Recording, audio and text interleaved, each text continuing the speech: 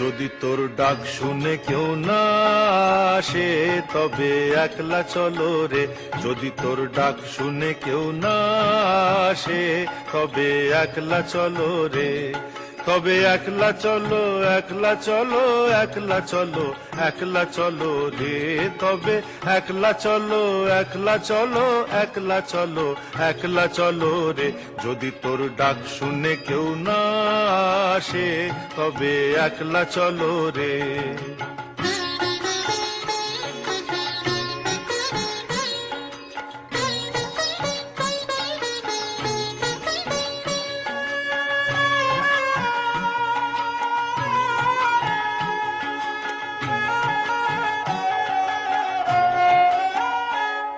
যদি কেউ কথা না কয় ওরে ওরে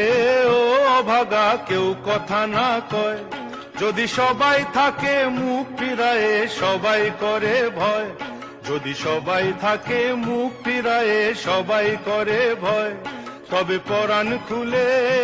ও তুই মুখ ফুটে তোর মনের কথা একলা বলো রে, ও তুই মুখ ফুটে তোর মনের কথা একলা বলো রে, যদি তোর ডাক শুনে কেউ না আসে তবে একলা চলো রে।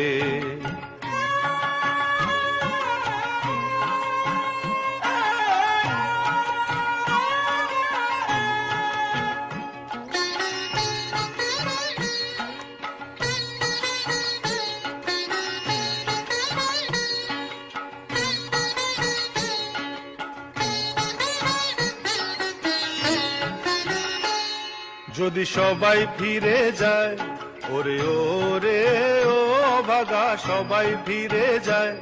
যদি গহন পথে যাবার কালে কেউ ফিরে না চায়, যদি গহন পথে যাবার কালে কেউ ফিরে না চায়, তবে পথের কাঁটা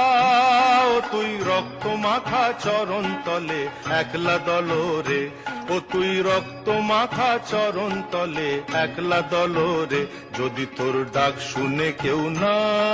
আসে তবে। वो मिट्टी का गला है, बचपन बता तू कहाँ खो गया है, या ये कह दे कि तू अब बड़ा हो गया है। ये जो दौर है हमारे बच्चों का, ये उनकी जिंदगी का सबसे हसीन दौर है। इस दौर में सीखी गई बातें, नसीहतें, तालीम या जो भी अच्छा बुरा वो एक्सपीरियंस करेंगे, ये उनकी जिंदगी के आखिर तक उनके जहन में एक बहुत अहम किरदार अदा करेगा। तो हमारी ये कोशिश रहनी चाहिए कि उनकी ज़िंदगी के इन दिनों में उन्हें ऐसी तरबियत दी जाए कि उनके आने वाली ज़िंदगी में ये यादगार जो है वो एक अच्छी यादें बन के रहें। कोशिश करें कि बच्चों को मोबाइल की सोबत से थोड़ा दूर रखें और जितना हो सके आपसी माहौल में प्यार से अपने वक्त अपने बच्चों को देने की कोशिश करें। तो आइए आज हम इसी बचपन को सेलिब्रेट कर रहे हैं। बच्चियों ने पिछले साल बहुत सारे इवेंट्स में हिस्सा लिया और उनमें से बहुत सारे सभी बच्चियों ने बहुत अच्छा परफॉर्म किया, लेकिन कुछ बच्चियों ने बहुत ही एक्सेलेंट तरीके से परफॉर्म करते हुए अपने आप को इनाम का हकदार बनाया। तो आज ये इवेंट जो है, आज का ये जो दिन है, उन्हीं बच्चियों को डेडिकेट किया जाता है, उनकी कोशिशों के लिए और उनके अचीवमेंट्स के लिए आज हम उन्हें सराहने यहाँ पे जमा हुए। तो पहले इवेंट की शुरुआत करते हुए